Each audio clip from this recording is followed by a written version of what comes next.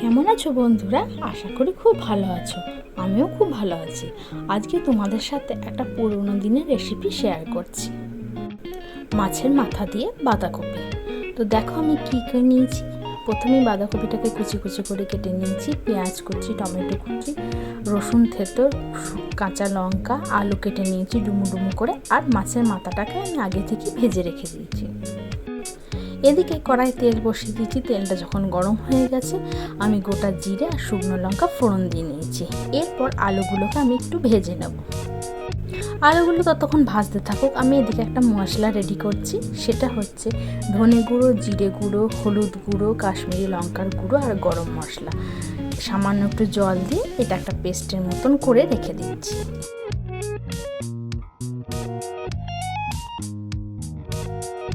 এদিকে আলুগুলো প্রায় আমার ভাজা হয়ে গেছে।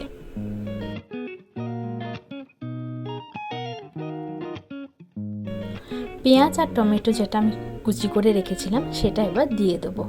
দেওয়ার পর খুব ভালো করে আমি নাড়াচাড়া করে নেব।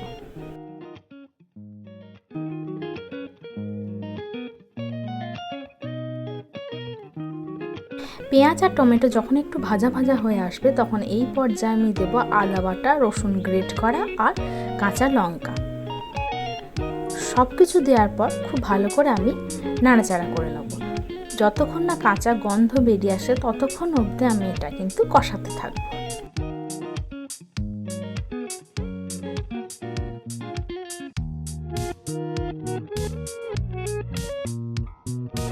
আদা রসুন বাটা থেকে যখন কাঁচা গন্ধটা বেরিয়ে গেছে তখন আমি এই পর্যায়ে যে মশলাটা আগে থেকে তৈরি করে রেখেছিলাম সেই মশলাটা দিয়ে দেবো।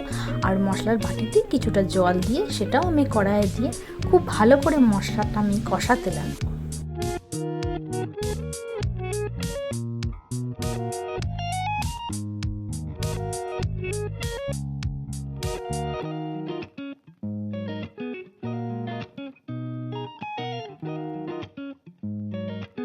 এবার আমি দিয়ে দেবো পরিমাণ মতন লবণ।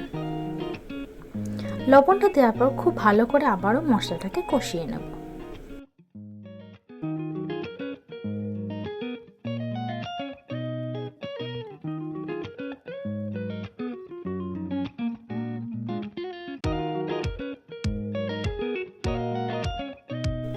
মশলাটা খুব ভালো করে কষানো হয়ে গেছে আর মশলা থেকে তেল ছাড়তে শুরু করে দিয়েছে।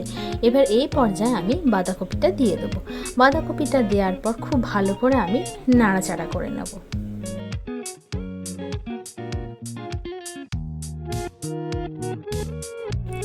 বাঁধাকপির সাথে মশলাটা খুব ভালো করে আমি মিক্সড করে নিয়েছি।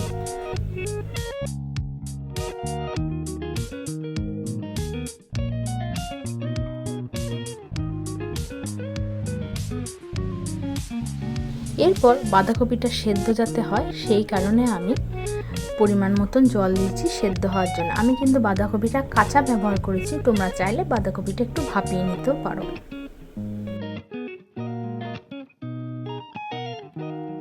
জলের পরিমাণটা একটু কম লাগছিল বলে আমি আরেকটু জল দিয়ে দিলাম। এরপর মাছের মাথাগুলো আমি ভেজে রেখেছিলাম সেই মাছের মাথাগুলো আমি কড়াইয়ে দিয়ে আমি একটু ঢাকা দিয়ে দিলাম।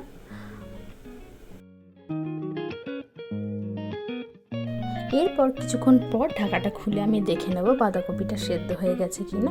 আর জলটা কিন্তু আগের থেকে অনেকটাই শুকিয়ে গেছে।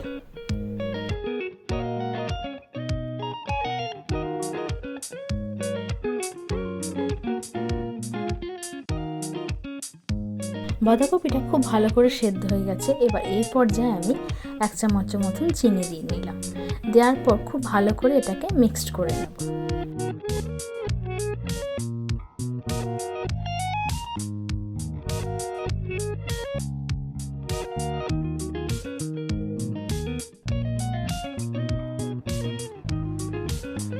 নামাবার আগে উপর থেকে আমি গরম মশলা গুঁড়ো আর 1 চামচ মতন ঘি দিয়ে দিলাম। এরপর খুব ভালো করে আমি নাড়াচাড়া করে নেব। আজকে তৈরি হয়ে গেল মাছের মাথা দিয়ে বাঁধাকপির ঘন্ট। তোমাদের যদি এই রেসিপিটা খুব ভালো লেগে থাকে তাহলে লাইক, কমেন্ট, শেয়ার আর সাবস্ক্রাইব করে প্লিজ আমার পাশে থাকার অনুরোধ রইল।